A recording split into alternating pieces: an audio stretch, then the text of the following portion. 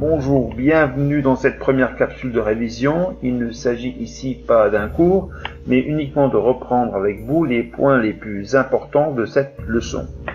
Vous devez être capable à la fin de vos révisions d'expliquer de manière circonstanciée, c'est-à-dire à l'aide de faits et d'événements précis, d'exemples, et en utilisant un vocabulaire disciplinaire approprié, la lenteur de la croissance démographique européenne jusqu'au XIXe siècle. Nous avons vu que jusqu'au milieu du XVIIIe siècle, la croissance démographique de la population européenne est faible.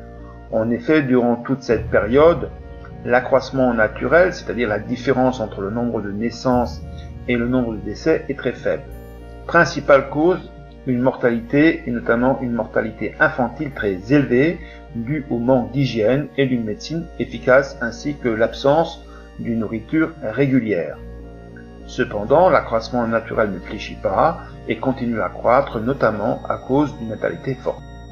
À partir du milieu du XVIIIe siècle, l'Europe débute sa transition démographique.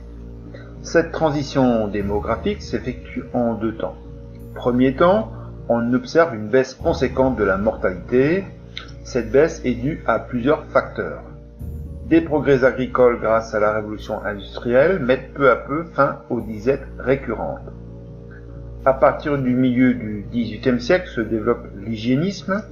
Il s'agit pour les gouvernements d'améliorer la santé des populations en développant l'hygiène privée, c'est-à-dire la propreté des individus, puis également l'hygiène publique, c'est-à-dire les espaces collectifs.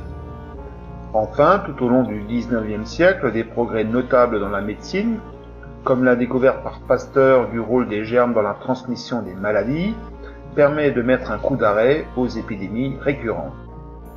Dans un deuxième temps, une baisse progressive de la natalité.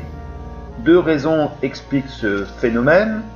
Avec la baisse de la mortalité, le maintien d'une natalité élevée n'est plus nécessaire. D'autre part, on remarque que dans les familles, plus le niveau de vie est élevé et plus la fécondité baisse. Donc ce sont les familles dont le niveau de vie augmente qui réduisent leur propre fécondité. Ainsi, au cours du XVIIIe siècle et du XIXe siècle, on passe d'un régime démographique caractérisé par un accroissement naturel faible dû à une natalité et une mortalité forte, à un régime démographique caractérisé par un accroissement naturel faible dû à une mortalité et une natalité faible. C'est ce qu'on appelle la transition démographique.